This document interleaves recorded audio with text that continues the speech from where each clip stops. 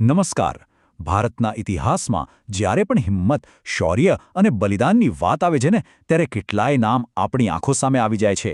ચાલો આજે એવી જ એક અમર ગાથાની વાત કરીએ.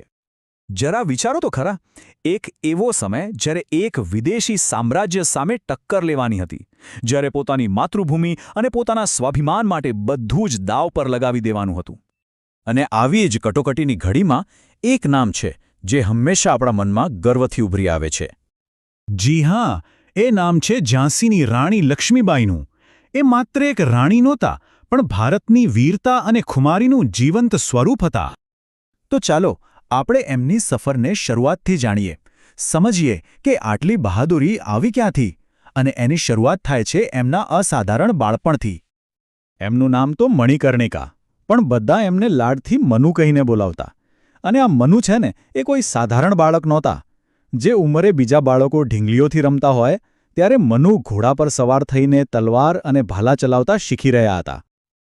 એમના જીવન પર એક નજર કરીએ તો વારાણસીમાં જન્મ, પછી ઝાંસીના રાજા સાથે લગ્ન અને મહારાણી બનવું.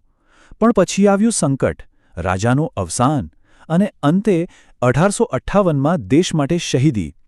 ખરેખર એમની આખી જિંદગી એકદમ ઉતાર ચઢાવથી ભરેલી હતી. એમની જિંદગીમાં સૌથી મોટો વળાંક ત્યારે આવ્યો જ્યારે ઝાંસીના રાજા ગંગાધર રાવ મૃત્યુ પામ્યા. આ માત્ર રાણી માટે વ્યક્તિગત ખોટ નહોતી, ના, આ તો ઝાંસીના માથે તોડાઈ રહેલા એક ભયંકર તોફાનની શરૂઆત હતી. અને આ તકનો ફાયદો ઉઠાવવા માટે અંગ્રેજોએ કાયદો કાઢ્યો, ડોક્ટ્રિન ઓફ લેપ્સ. હવે આ કાયદો હતો શું? સાવ સીધી વાત, જો કોઈ રાજાને પોતાનું સંતાન ન હોય અને એ મૃત્યુ પામે તો એનું રાજ્ય સીધું અંગ્રેજોના હાથમાં. દત્તક પુત્રને કોઈ અધિકાર નહીં, અને બસ ઝાંસી આ જાળમાં ફસાવાની તૈયારીમાં હતું. તો આ ષડયંત્ર સામે રાણીએ શું કર્યું? એમને જે જવાબ આપ્યો ને, એ શબ્દો નહોતા, એ તો સિંહણની ગર્જના હતી. બસ આટલું જ, મારી ઝાંસી હું નહીં આપું. આ ખાલી ના નહોતી, આ તો આખા બ્રિટિશ સામ્રાજ્યને ખુલ્લો પડકાર હતો. આ શબ્દોમાં ઝાંસીની આબરૂ હતી, રાણીની હિંમત હતી, અને એક વીરાંગનાનો અતૂક નિર્ણય હતો. અને પછી 1857ની ક્રાંતિની આગ આખા દેશમાં ફેલાઈ.